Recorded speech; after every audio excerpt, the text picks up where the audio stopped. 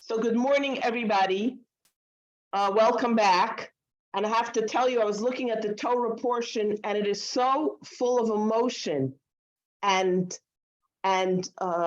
feeling between Yaakov, who marries the two sisters, Leah and Rachel. Jacob marrying Leah and Rachel. So I want to first of all summarize the Torah portion because there's so much in there. And then I want to pick out a few very interesting and I think very emotional pieces that happen in this Torah portion. So Parshas Vayetze, to bring everybody up to speed, because last week we missed a class due to Thanksgiving. Remember, Jacob and Esau are twin brothers, right? If you recall the history, birthed by Rebekah and Isaac. And Jacob, because his brother Esau is not following the path of monotheism and the path of his parents, Jacob is forced to take Esau's blessing and his own blessing. And Esau wants to kill him because you took my birthright. And Jacob runs away.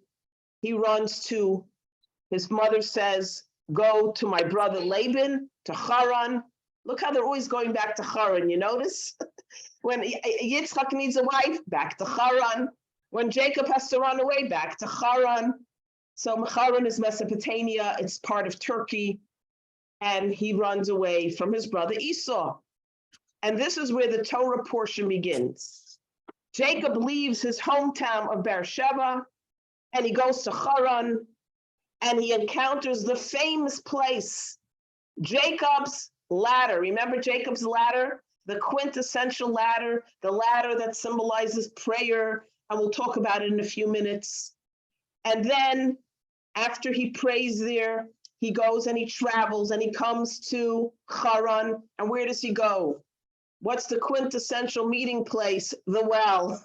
Everybody goes to the well, right? So he comes to the well, and there he falls in love with a young lady he spots, and her name is Rachel. And he asks her, who are you? And she tells him that she's her first cousin. Her father is Lavan. Who's Lavan? Rebekah's brother. And she brings him home, and Jacob says to his uncle, his mother's brother, I want to marry Rachel. And Laban says, sure, work for me for 7 years, and you'll earn her, and then you could marry her. So he works for 7 years. And what happens on the wedding night? Who does he end up with, everybody? Leah. It's switch and bait. It's switch and bait. And then he says to Lavan, why did you deceive me? I wanted to marry Rachel. So Lavan says, you want to marry Rachel? Another 7 years. So a week later, he marries Rachel. He works for another 7 years. And of course, during this time, the children are being born. Leah gives birth to 6 sons, Reuven, Shimon, Levi, Yehudi, Issachar, Zevulun, and then a daughter, Dinah. And Rachel remains barren. So Rachel gives her handmaiden, Bilhah, to Jacob. He marries her, and they have 2 more sons, the Bilhah and Jacob, Dan and Naphtali. Leah gives her handmaiden to marry Yaakov, and Zilpah gives birth to Gad and Asher. And finally, Rachel's prayers are answered, and she gives birth to the famous Joseph. Remember the famous Joseph? Okay. Now he's in Haran for 14 years. He wants to go home. His father-in-law and uncle says, no, you have to stay. I'll give you money. I'll give you sheep. But Yaakov knows he has time to go back to the land of Israel. 20 years later, he runs away while Lavan is shearing sheep somewhere else. Lavan pursues Yaakov. How come you left without telling me? And it ends with the Torah portion where Yaakov proceeds to go back with his family to the Holy Land. So this is the Torah portion in a nutshell. A lot of stories. Okay, so we have the story, the synopsis of a 20-year of his life and what happens there. So there's some very, very, very magnificent, beautiful insights. So I'm going to go a little bit out of order because I want to share one of my favorite first. Excuse me, a little bit under the weather. Where what happens? Yaakov comes to the well. We're going to go back to the ladder soon. And there's a big giant rock that's blocking the hole of the well. No one can feed their sheep. So Yaakov is very strong. With the help of God, removes the rock from the well. And everyone now can take water. And he spots Rachel. And it's love at first sight. There's something about Rachel that he's so drawn to that he sees her, and the Torah describes that he begins to weep. He begins to weep when he meets her. He asks her who she is. She tells him, he begins to weep. And the commentaries ask, why is he weeping? What is the crying? So you'll say, well, wouldn't you be emotional? He has been running away from his brother who almost killed him. He's gone through a very turbulent time in his life. He's all alone. He's penniless, and I'll explain why in a minute. He has nothing. He sees Rachel, finally, someone from the mishpacha. Wouldn't you cry? He's overwhelmed with emotion, and he finds himself so drawn to her. So you could say that's why he cried. Rashi jumps in. Rashi, the classic commentary, says he cried for two reasons. One, when he saw Rachel, he got a prophecy. Remember, he's the next patriarch, that he would not be buried with Rachel. So the pain of seeing that vision, that prophecy, that the one he's falling in love with and hopes to marry very soon, he's not going to be buried with her. And Rashi says, and there's another reason, he was penniless. Remember when his father sends Eliezer to find the wife for Isaac, remember Eliezer comes with camels and jewels and diamonds and bracelets. And he offers Rivka so many gifts. And Yaakov looks at Rachel and says to himself, I have nothing to offer her, I'm penniless. Now, both of these answers of Rashi are very nice, but let me ask you, Rachel was 7 years old. Remember, he wasn't going to marry her for another 7 years. So now at a 7-year-old, he's looking at her and saying, Oy vey, I'm so overwhelmed, we're not going to be buried together. Who thinks of death when you're thinking of marriage? Anybody wonder, oh, which plot are we going to be buried at when we get married? No one thinks of death. So it's kind of like, okay. And then why didn't he have jewelry for her? Yitzhak and Rivka were multimillionaires. They had wealth. When he ran away, you think they sent him penniless? They gave him a credit card, I'm sure. They gave him gifts. They gave him money. They gave him camels. They gave him horses. They gave him clothing. They didn't let their son escape penniless. So the Medrash fills in the gaps. Remember when we discussed that the Torah is so concise, there are many gaps in the story. Doesn't tell us this part of the story. What happens? The Medrash is like the harmony to the story. You could sing, it sounds very nice, but when you add harmony, it beautifies and enhances the music. The Torah needs the Medrash, the harmony, to fill in the gaps. So what's the gap? When Yaakov ran away, Esau didn't let him get away with it. So he sends his son Eliphaz, go kill your uncle. Go kill your uncle. Look what he did to me. He stole my blessings. So Eliphaz meets up with Jacob, and he says to Jacob, my father sent me to kill you. But I can't bring myself to do it because you're my uncle and you took care of me. I sat on your lap as a little baby. But on the other hand, if I don't listen to my father, it's a crime. So Yaakov says to him, don't worry. There's a passage in the Torah that says that if someone is penniless, poverty-ridden, it's like they're dead because they have nothing. So I'll give you everything I own. I'll be penniless. And you could go back to your father and say, listen, I killed him. It's another form of killing, but it's nevertheless a killing. You won't be lying. So Eliphaz takes everything except the clothes on his back and maybe his walking stick. And now Yaakov is indeed penniless. So that's why he says, I have nothing to give her. Why did it nothing to give her? So this is what Rashi says. But there's so much more here to the story. The Torah teaches us another very beautiful thing, that whenever you have the same wording, it's called Gezerah Shav. If you hear, and Jacob sobbed and wept, and you see the same sobbing and weeping expression in another Torah portion, it's somehow, some way connected. So who else wept? Can you think of a story where someone else also wept bitterly like Jacob? Esau. When Esau comes back home, remember the whole story. He says to Yaakov, can I have some of that soup? And he says, no, I made it for dad, for Shiva. Yitzchak was sitting Shiva for his father, Abraham. It was lentil soup, tradition to eat lentils. It's round like a bagel. And I'm not giving you the soup. He says, I'm starving. So Yaakov says, you know what? Sell me your birthright. You can have the soup. He says, sure. Then Yaakov puts on the clothes of his brother. Remember the hunting furs? His father gives him the blessing for himself and for Esau. Then Esau comes running and says, Dad, I'm ready for my blessings. His father said, I already gave it to Jacob. And the Torah describes how Esau was so overcome with pain, he began to weep. Same exact expression as when Jacob sees Rachel, he begins to weep and cry, with tremendous emotion.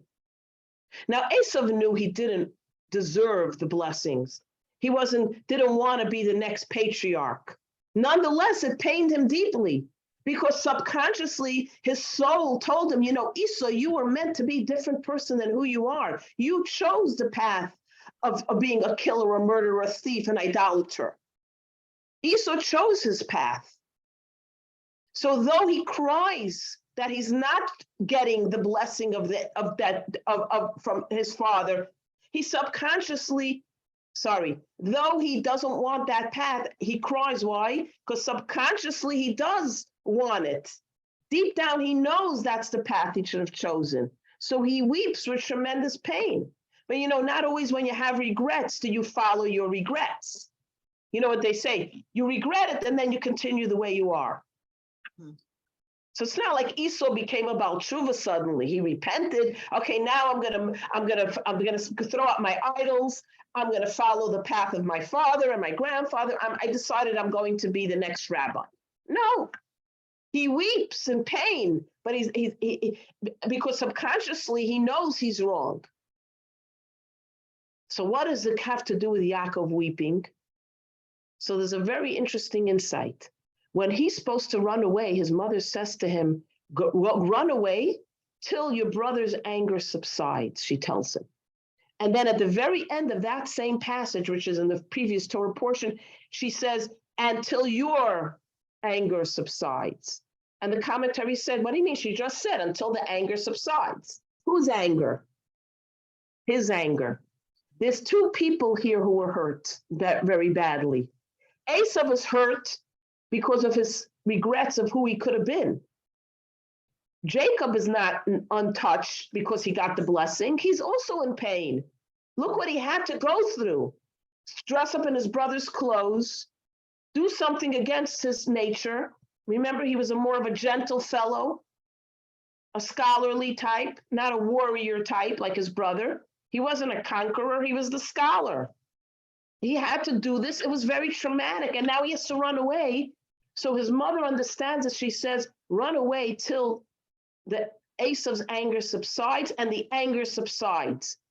Whose anger? His anger. The commentaries say that nuance that she repeats it, she's saying, and you have to deal with your emotions of what you went through.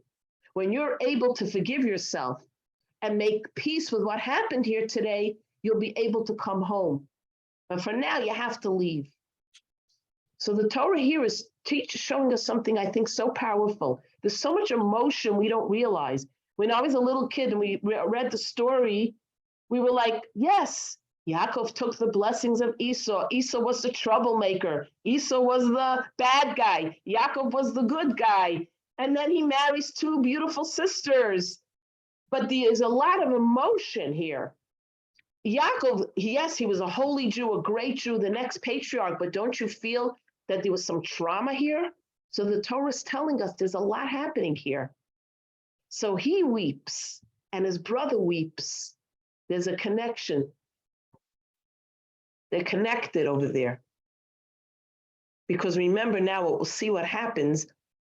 He has to marry now two sisters, Leah and Rachel. Originally, who was going to marry Esau? Who remembers from the previous stories? Rebecca is having a correspondence with her brother Lavan. We both have two children. I have a son, Esau, and I have a son, Jacob. You have Leah and Rachel. My older son, Esau, will marry Leah. And my younger son, Jacob, will marry your Rachel. So the parents had already discussed the marriages. This is from the Medrash. Remember the harmony, filling in the gaps. But now, Yaakov ends up marrying Leah and Rachel. Why? The Kabbalah explains. Because once Esau reneged on his responsibility to be the conqueror of the Jewish people, and Jacob would be the scholar of the Jewish people, Jacob now changed the whole paradigm. The whole spiritual energy changed.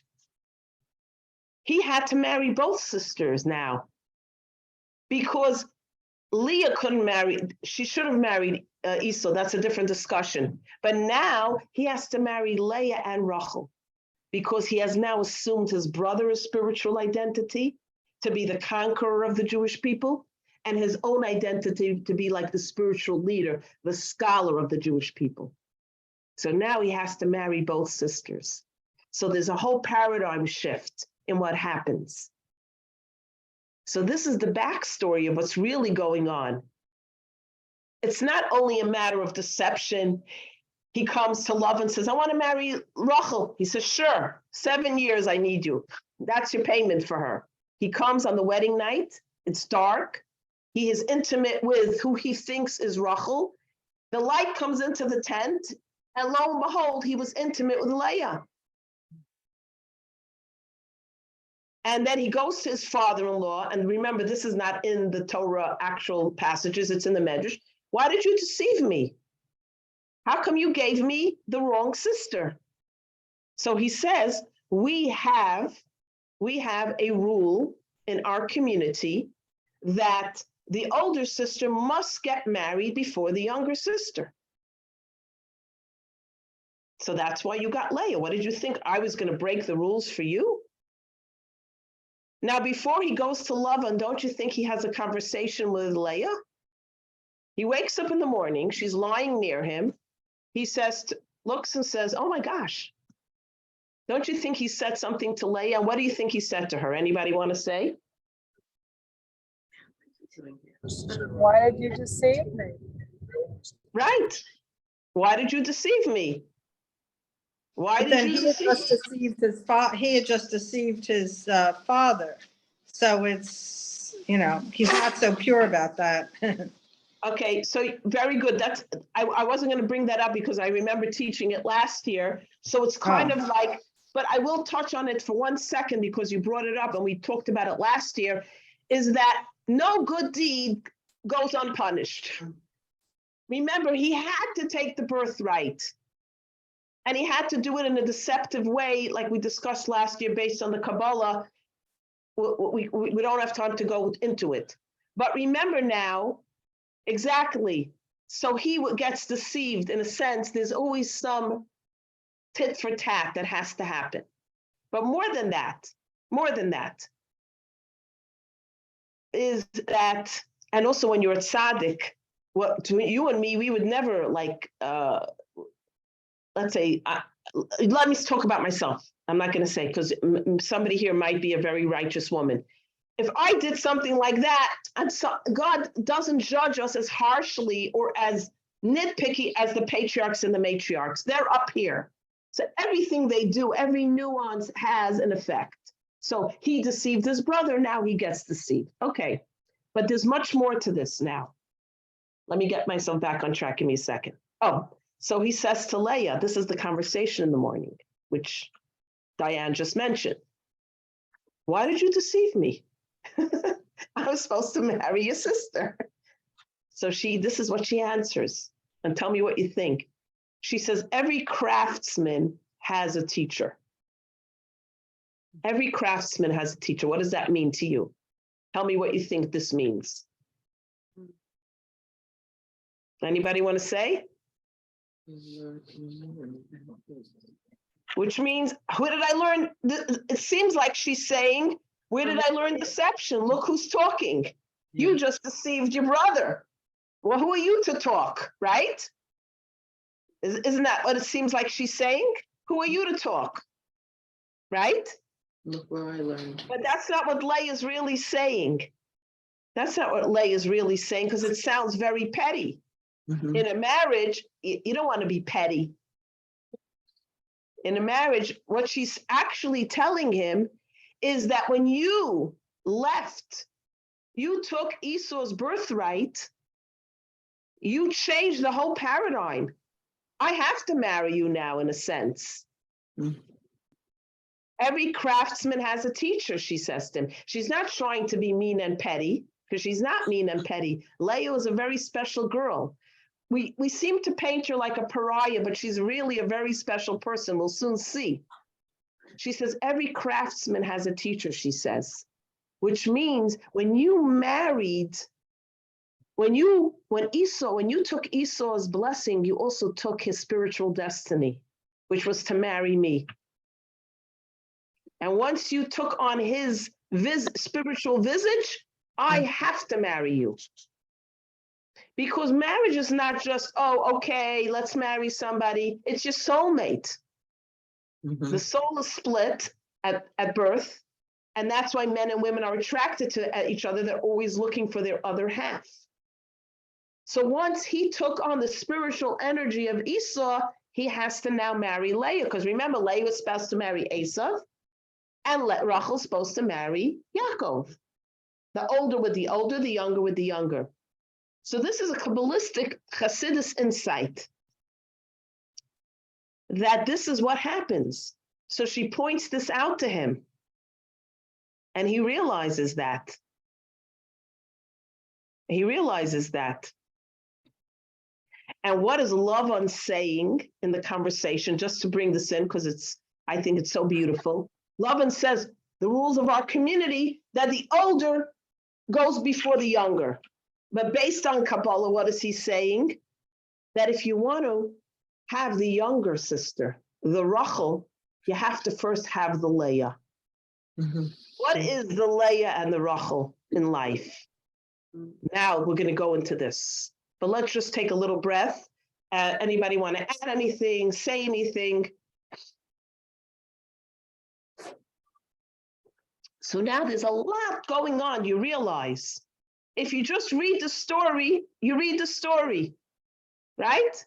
He's deceived by his uncle. He marries Leah. Then he marries Rachel, who he wanted to marry. Beautiful. But there's so much more happening here. There's so much more happening. So now, what is Lavan telling him? Before you marry Rachel, you need to have a Leah. So there's a very beautiful, again, I hope you appreciate this. I mean, I hope you like it more. Like I try to choose things that resonate with me, like I've mentioned many, many times. There's a very beautiful insight that you date a guy, you date a girl, right? She's beautiful, he's handsome, she's well-dressed, he's such a gentleman, he drives a nice car, she's so elegant. You marry the perfect person, the Rachel. The girl you meet at the well, you fall in love, you cry with emotion. Wow, my dream girl, my dream guy. And you bring them home and you live with them. And one day you look at them, she's not wearing makeup. His boxers have a rip. He didn't shave. He didn't brush his teeth today. He always leaves his sock at the edge of the bed for me to pick up. She doesn't know how to cook. reality sets in. You think you're marrying Rachel.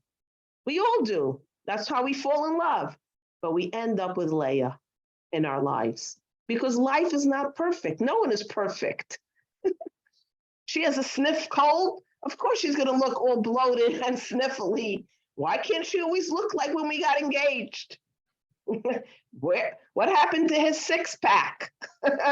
He now has a beer belly. So life is about Rachel and Leah. We fall in love with Rachel, we end up with Leah. But that's real world. And guess what? Who do we get buried with? Leah. That's what Rashi says. We get buried with Leah. Why do we get buried with Leah? Because Leah is real life. Yeah. It is from the Leah that our greatest potential and growth happens. Growth doesn't happen from the perfect life, the perfect marriage. There's no perfection. You think there is by some people, it's not. Like the code of Jewish law says, you want someone else's life because they have the perfect life? Remember, I'll switch you around, God says, but you're going to get everything of their life. You're going to get the good with the bad. Don't think I'm giving you a perfect life because behind closed doors, no one is perfect. There's no perfection in the universe. So in the cave of Machpelah, Leah's buried with Jacob. Rachel, remember, she's married at Cave of Rachel, outside, right, in Beit Lechem. And Leah's married in the cave of Machpelah together with Adam and Eve, Abraham and Sarah, Yitzchak and Rebecca.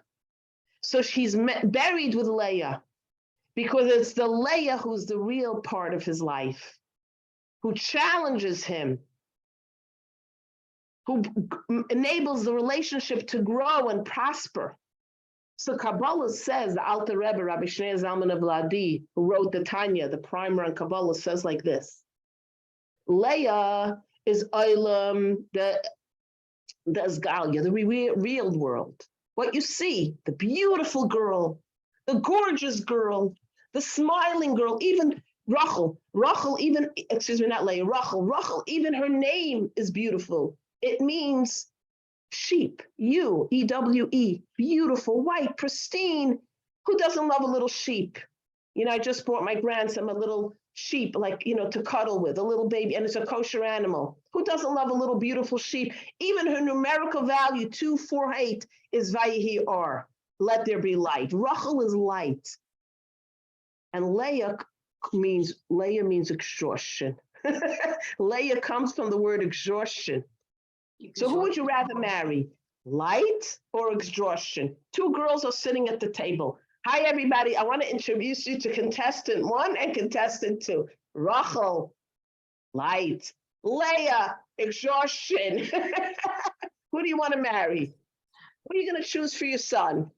Rachel, of course. Are you saying exhaustion or extortion? Good. You want to marry the Jap, the Jewish American princess, or you want to marry the Balabasta? It's a joke. Okay. So, but guess what? So Leah, the Alter Rebbe says, is the concealed world. That's why she's buried in the cave of Machpelah, in the cave. Rachel is buried outside. Beit Lechem, everybody walks in. Again, you see the Kabbalistic energy goes throughout. It translates in every part of their lives. Leah is the part of us that challenges us. Who saw that movie, As It Were, with Barbara Streisand and Robert Redford? Anybody see that movie? So I can't refer to it then, doesn't matter. So Leah is the relationship in our lives that challenges us. And also within ourselves, parts of our life that challenge us, that confront us. And we don't enjoy those parts of our lives. You don't want to do something that's uncomfortable. Right? Let's say you're not a social person. Crowds make you anxious. And your spouse says, no, we're going to this party. You're going to mingle. You're going to yingle. And you really hate it. But then you go and it gives you confidence and you learn how to adapt in social situations. I'm using a very silly example. So Leah is the part of us in our relationship that challenges us and gives us growth. It's not comfortable. It's not comfortable. In a relationship, when a spouse challenges you and makes you uncomfortable and makes you confront things within yourself you're not so happy with, you don't like it. As a matter of fact, we hate it at times. Like, leave me alone. I don't want to do that. Why are you making me do that? But there, from that part of the relationship is your greatest growth because you're challenged. That's Leah. Exhausts you. Rachel is easygoing. It's easy to be married to someone like Rachel. But who are you buried with, Leah? Because Leah is the one that challenges you and allows you to grow and go out of your comfort zone. And yes, it hurts. It's painful at times. You hate it. You're challenged from it. But you need that to become who you should be. So Yaakov marries Leah and he marries Rachel. He marries both sisters.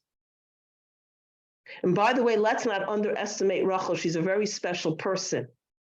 But we're analyzing the relationship now of both sisters. Because the Torah also clearly states he loved Rachel, v'gam ahav Leah. If he didn't love Leah, it wouldn't say v'gam.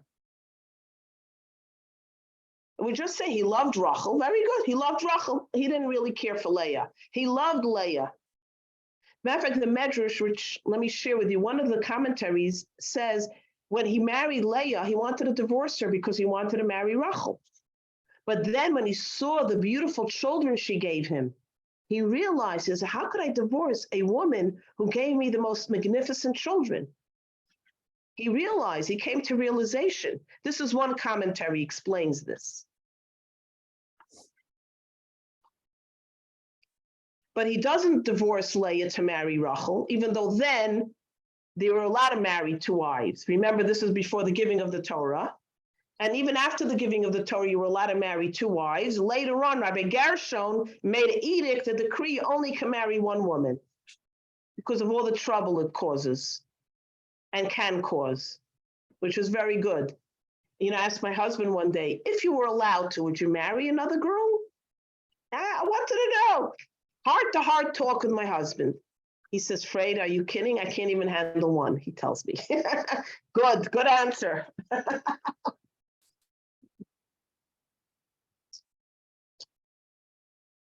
So Yaakov now has to marry Leah, and then he marries Rachel.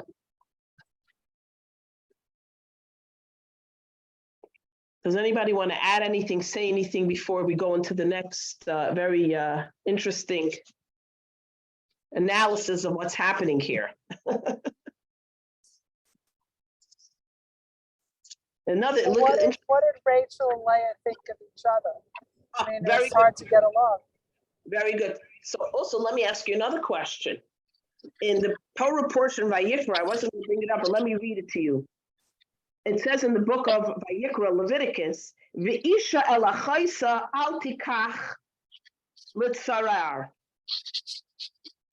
When you bring two sisters into a marriage with one man, I'm translating, it becomes a source of distress and anxiety. It says in Vayikra. I wasn't going to bring it up, but I wrote it down in case it comes up. So why doesn't he just divorce Leah and marry Rachel? It's not the end of the world. And also, you're not allowed to be married to someone you don't like, the Torah says. If you hate a woman, you shouldn't stay married to her. You should divorce. But he didn't hate her. The Torah says he loved Rachel, he loved Leah, he loved Rachel and also Leah. No, he loved Leah and also Rachel, which means he loved also Rachel, which means he loved also Rachel, which means he loved Leah. Okay, so we know he loved Leah too. So why didn't he divorce? So the Lubavitcher Rebbe says a magnificent insight. That what happens in the morning, he sees Leah, right? He realized what happened. His wife, his kala, his bride, Rachel, he knew Lavan was a swindler.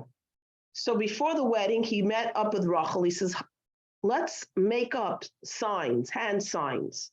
Your face will be covered with a veil. How will I know it's you? There'll be a hand sign you'll give me. Then I'll know it's you. So he comes to the wedding canopy. There's a girl covered over, and she gives him the hand signs. Who is it? He thinks it's Rachel. He wakes up in the morning, it's Leah. How did she get the hand signs? From her sister. Rachel felt bad for Leah. She knew that Leah had to marry Yaakov. So she gives her sister the hand signs.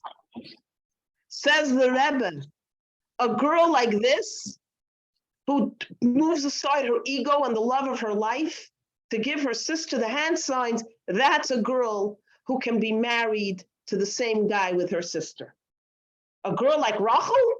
No problem. And then let's fast forward. Let's fast forward to another beautiful insight about Leah. What about Leah? Maybe Leah will be the troublemaker in the relationship. No.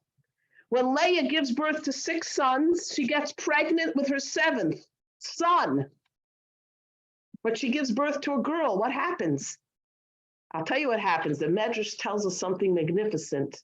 When Leah felt that there was a 7th son in her womb, she called out to God, please give me a girl instead, because my sister cannot have less of the tribes, the handmaids, the secondary wives. I don't want my sister to be embarrassed. So it says that God changed the baby in her womb from a boy to a girl. That's how we know that the identity of the child, male or female, can switch in the first few weeks from this Rashi. Isn't that magnificent? So here you see Leah reciprocates. So the Rebbe says when you have 2 girls like this, a Rachel and a Leah, they can be married to one person because their egos do not define them. It's what's good for the common cause, so to speak. Now, let us not all be challenged like this. One husband for each of us, thank God. Okay. But you understand, that's how these 2 were able to remain married. Isn't that beautiful? So Rachel and Leah, there was no tension, petty tension here. Even when Rachel says to Leah, let me have a night with my husband, and she gives her those, Leah switches the night. Leah has these fertility, how do you call it, this plant that helps fertility. It's called aphrodisiac or something. Oh, Who can pronounce it? yeah. Aphrodisiac. Yes. So this is in the future Torah portion. Reuven brings his mother this plant, which we say that again, the type of plant, Aphrodisiac. An aphrodisiac increases sexual desire, but I don't know if it increases fertility. Well, the Rashi says it was a plant that increases fertility, or maybe desire, yeah, which helps with fertility. So Rachel says to Leah, can I have that plant? So she says, sure. If you switch me the night, you're supposed to be tonight with Yaakov. I want the night. So she gives her the night. She gives her night with Yaakov. Okay. How did I come to this point? That they got along very well. Okay, yeah, I don't know. I forgot why I was telling the story. But yeah, here's another example of their cohesive attitude. So, a very beautiful insight. But now we're going to come to something that's very interesting, I think. Does anybody have any questions or concerns or comments? There's something very interesting that happens here, and it's very questionable. Let's see what happens. All right, so I have a question. Okay, So good. why, if Rachel and Leah got along so well, did Rashi, or was it Rabbi Gershon, was it who said no more double marriages, no more plural marriage? Very good question. So first of all, Rabbi Gershon lived 1,000 years ago. This is way, way after the giving of the Torah.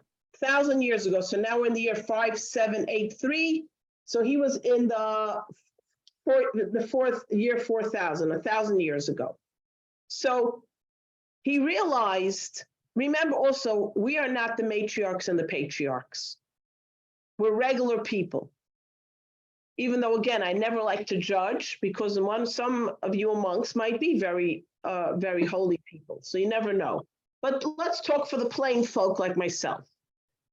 With the destruction of the temples, with the dispersion of the Jews all over the world, society's values also creeped into the Jewish world, as we realize. Assimilation, loss of a central place.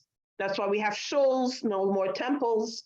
Rav Gershon was a tremendously great sage. And remember, when these sages created these edicts and these decrees, it wasn't a regular guy like Rabbi Hecht, who's a scholar, but not a sage or a tzaddik, who said, oh, we must create an edict. These people had prophecy, they were tzaddikim, they had God's permission almost, so to speak. And he realized that it was causing a tremendous amount of trouble in the world among the Jews. He was in France, by the way, this great rabbi. So he created the edict that only one woman, one wife per husband. Hold on one second. And I want to read you this. It's very good because I was reading about it today. I wanted to understand it. Give me a second. I want to pull it up. Here it is. I want to read you this quickly. I'm so glad I saved it. I didn't think I was going to discuss it today, but yeah, I found it very fascinating. I want to just read the reasoning he gave. Let me just see if I could get it. What he realized how important it was to do this edict. And I'm kind of happy, you know. But here, one second, let me see if I can find it quickly. If not, we'll find it soon. Okay, here he goes. Why don't I have it? Okay, give me a second. No, give me just one more minute. If I can find it, I can find it. Let's see.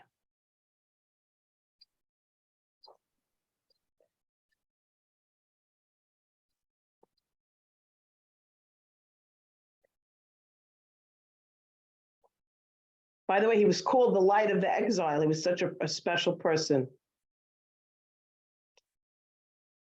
Okay, I don't have all the reasons, but he realized that for many reasons that it was hurting the Jewish people, he made this edict. He also made another interesting little edict that you shouldn't open other people's mail, because there were things that happened among the Jewish people when they read other people's mail. So funny, because you never think, like, what's the big deal opening someone else's mail? But it's an intrusion of privacy. Okay, I'll look up soon. I'll look up soon the reasons, okay, Diane? Okay, but he had like 5 or 6 reasons he gave out. Very beautiful reasons. I thought I saved it on my phone. Okay. So there's a very beautiful, beautiful thing here that happens now. So remember, Leah's having children. Rachel is barren. So there's a conversation that happens between Rachel and Yaakov. So Rachel comes to Yaakov and says, give me children, and if not, I am dead. She comes to her husband crying out in pain. Give me children. You're a tzaddik, you're the patriarch, daven for me, for heaven's sakes. Right? Pray for me. What's Yaakov's reaction? Who knows? Anybody knows Yaakov's reaction? Anybody want to guess? A very controversial reaction. I'll read it in Hebrew first. Vayichar af Yaakov be Rachel. And Yaakov got angry with Rachel, and he said, am I instead of God, who has withheld from you the fruit of your womb? Now, hello? Is this the Yaakov we know and love? Your wife comes to you in pain and upset, and honey, you know, I'm so upset, we can't conceive a child. And he says to her, what do you think, I'm God? And it says he was Vayichar af berachel. He was angry. That's his reaction, not compassion. Come here, let me give you a hug. Let's keep trying. Let's go to the doctor. So many reactions he could have had. Compassion, empathy, sympathy, love, understanding. So I'm going to give you 4 perspectives. And remember, we discussed that Torah is like a garden. First, you have the regular explanation, then you have the medrash, the homiletics, then you have the remez, the hints, and then you have sod, Hasidism, mysticism, Kabbalah. So let's start with the simple. You read this and say, oh, wow. So one of the commentaries says that Yaakov, his harsh rebuke, in a sense, was to make her realize she has to pray to God, not to him, to get her to pray harder. But still, it's a little bit hard to understand, right? That's why I always like to go deeper. But yeah, this is one of the commentaries. So God, the Medrash says, second explanation, God responds to Yaakov and he says to him,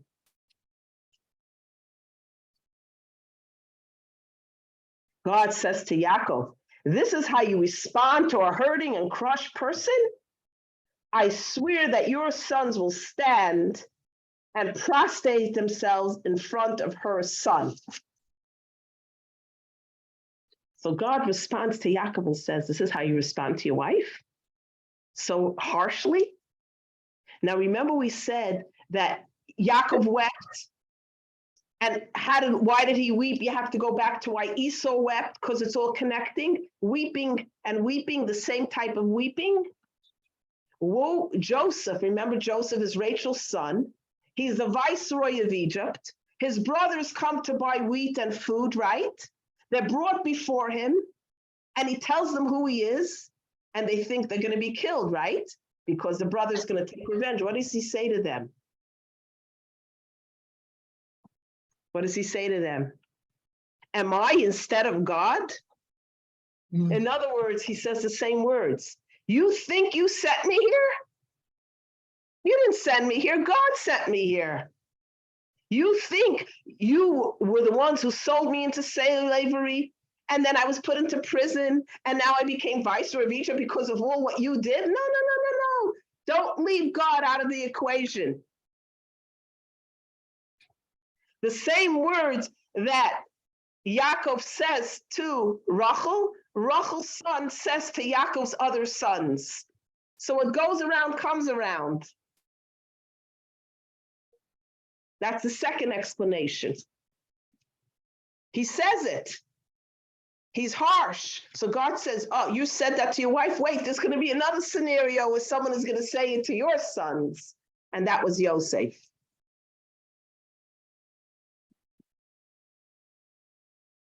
Okay, so now we have to go further. Beautiful explanation now. Remember, the Medrash says that he says to her, I already have children. Don't forget there's a God.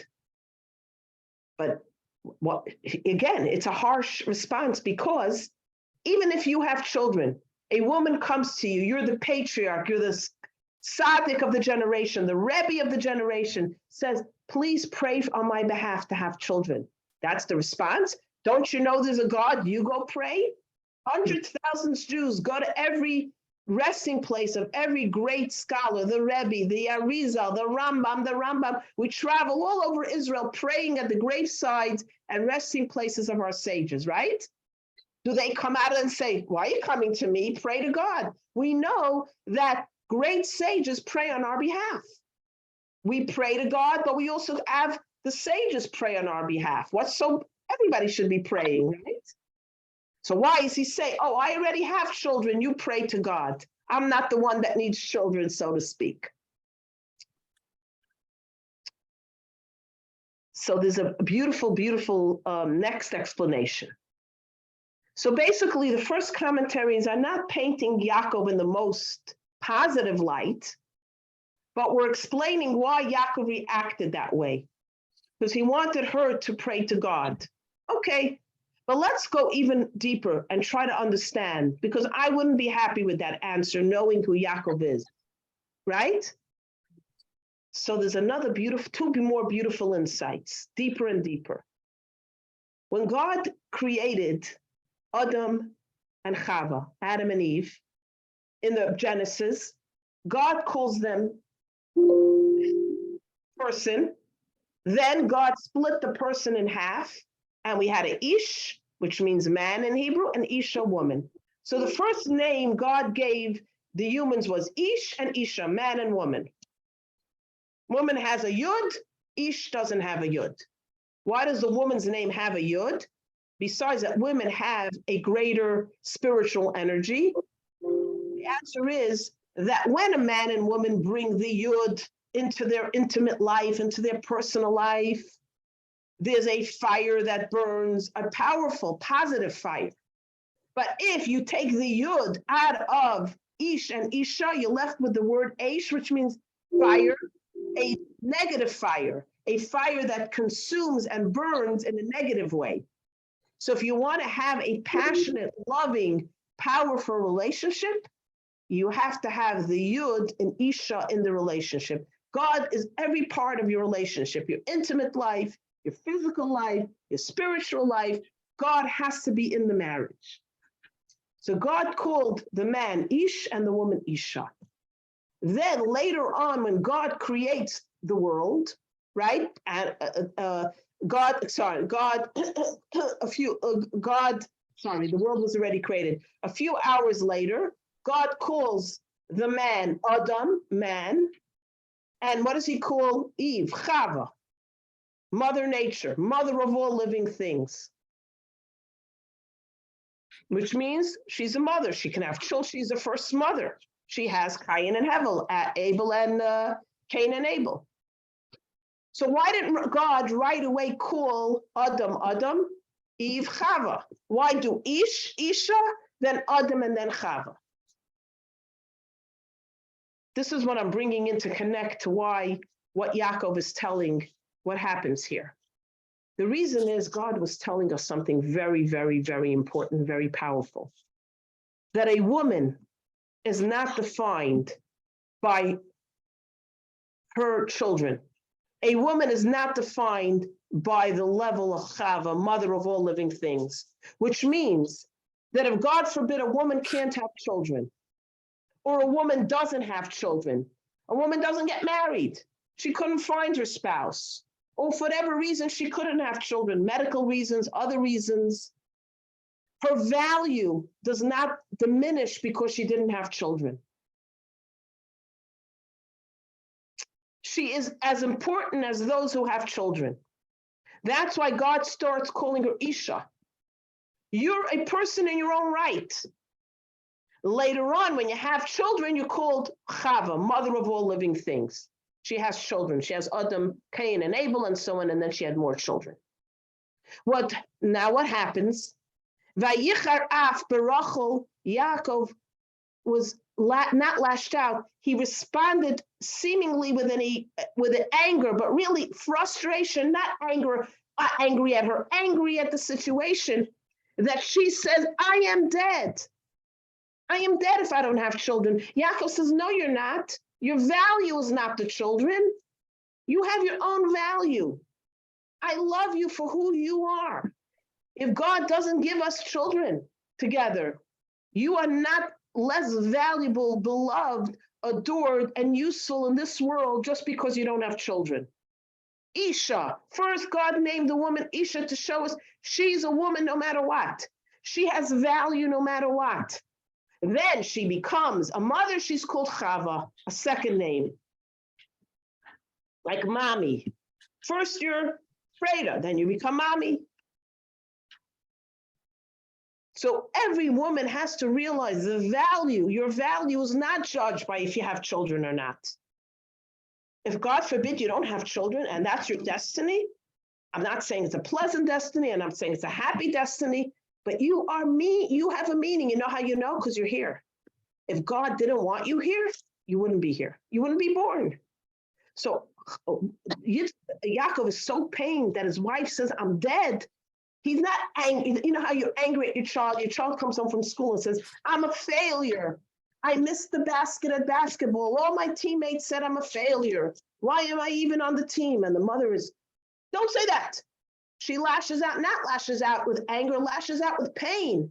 He's in pain for her. Don't say you're dead. You're beloved. You have a value. You're the matriarch of the Jewish people. You don't have to be a mother to be special and valuable in this universe.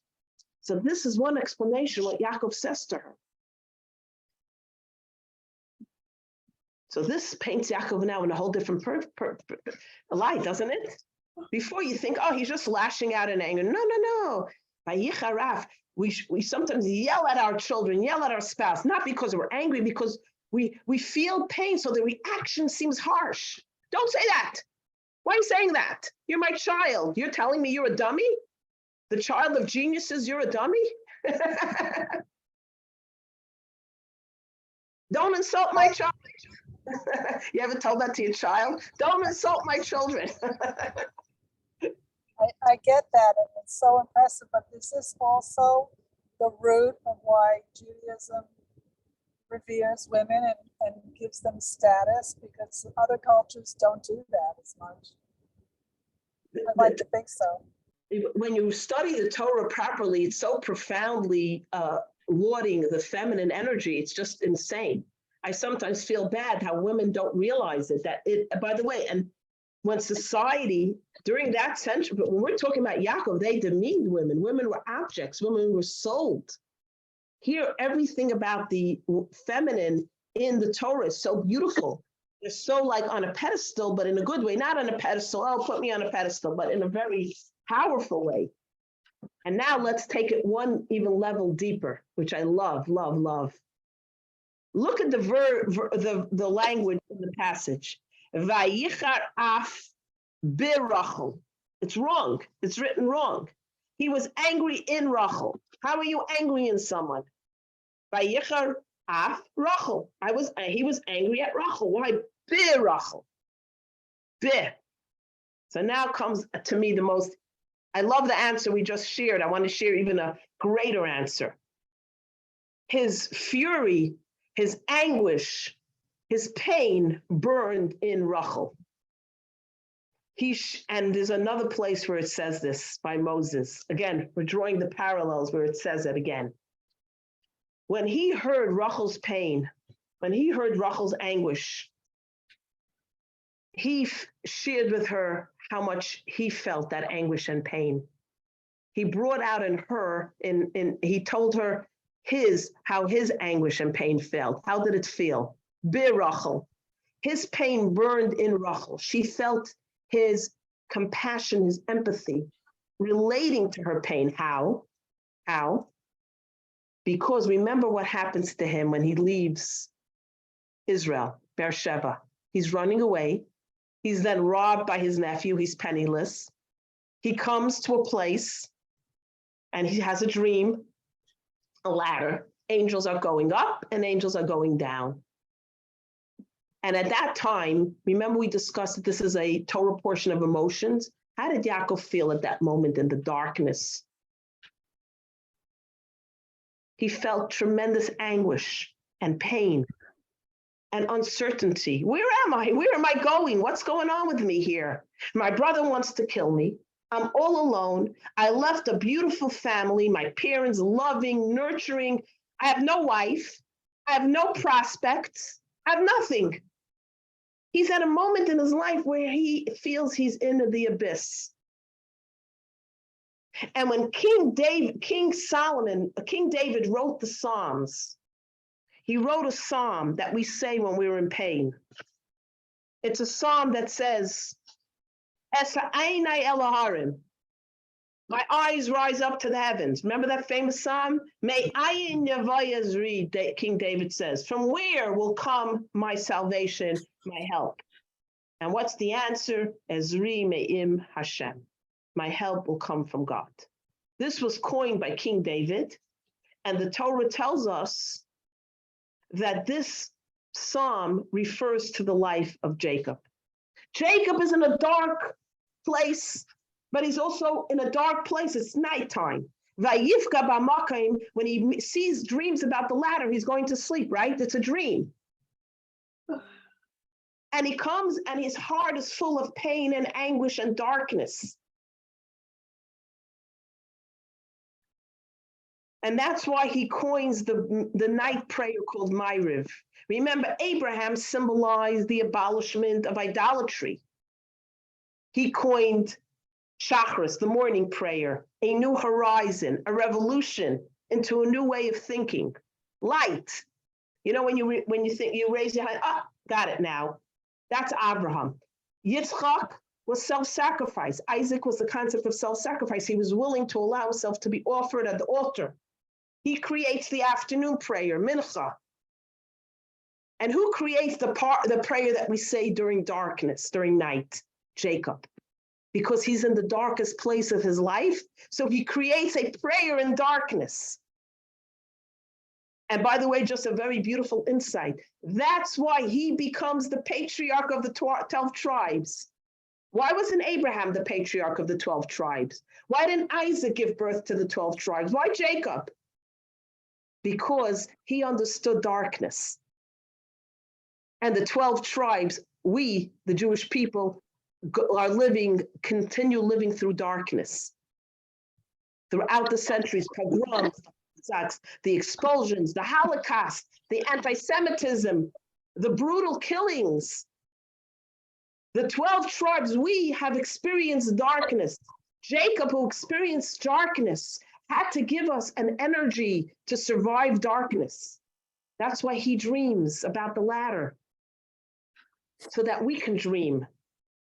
Everything that happened to him is Maisa of a similar Banim that we discussed, that whatever happens to the patriarchs and the matriarchs is for us to pave the path. He paves the path for dreams. And he paves the path that even in darkness, we call out to God. So this is what he was telling Rachel. I went through darkness too. Now let's explain it based on him. My eyes are looking for my parents. Harim means mouth and also means parents. My parents are not here anymore. May ayin yava yizri. Where will come my help? Now, why does King David ask a question? What do you need to ask a question? Just say, help will come from God. What's may ayin yava yizri? May ayin. It's not a question, it's an answer. May ayin yava yizri. From nothingness comes my help. When I feel there's nothing left for me, I'm about to fall into the abyss. I'm about to collapse into that darkness, and there's nothing that's going to save me. There's no medicine, there's no money, there's no people, there's no savior, and about to topple off. Ezri me'im Hashem. That's the moment that we fall into God's embrace. That's why Moses says, at the bottom of the earth, there are hands. What are these hands? There's the hands of God. Now, what's the tragedy is that you don't allow yourself to fall. You'll never be caught by God's embrace.